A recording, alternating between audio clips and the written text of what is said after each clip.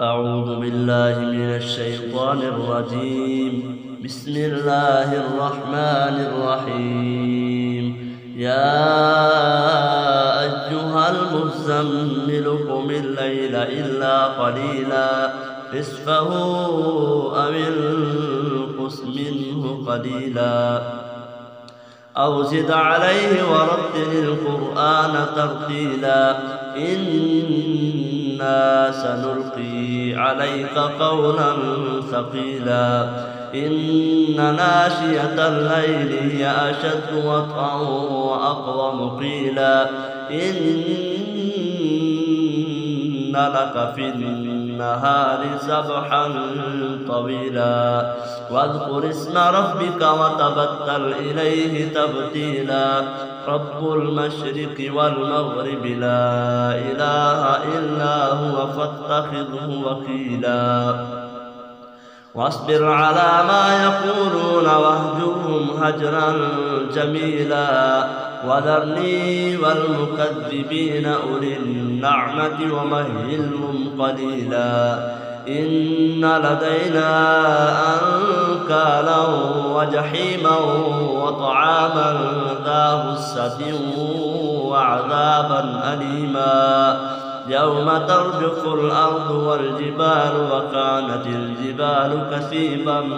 مهيلا إنا أرسلنا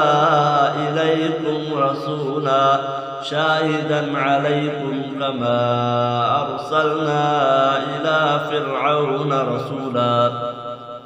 فعصى فرعون الرسول فأخذناه أخذا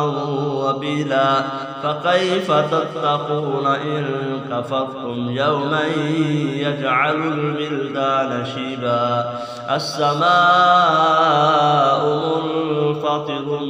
به كان بعده مفعولا إن هذه تذكرة فمن شاء اتخذ إلى ربه سبيلا إن ربك يعلم أنك تقوم أدنى من ثلثي الليل ونصفه وثلثه وطائفة من الذين معك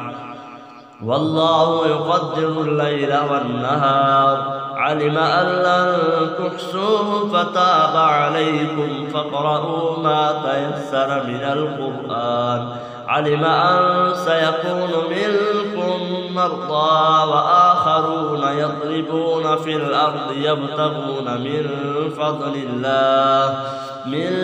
فضل الله وآخرون يقاتلون في سبيل الله فاقرؤوا ما تيسر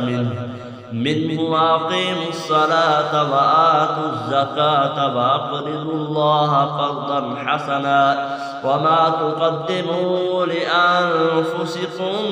من خير تجدوه عند الله هو خيرا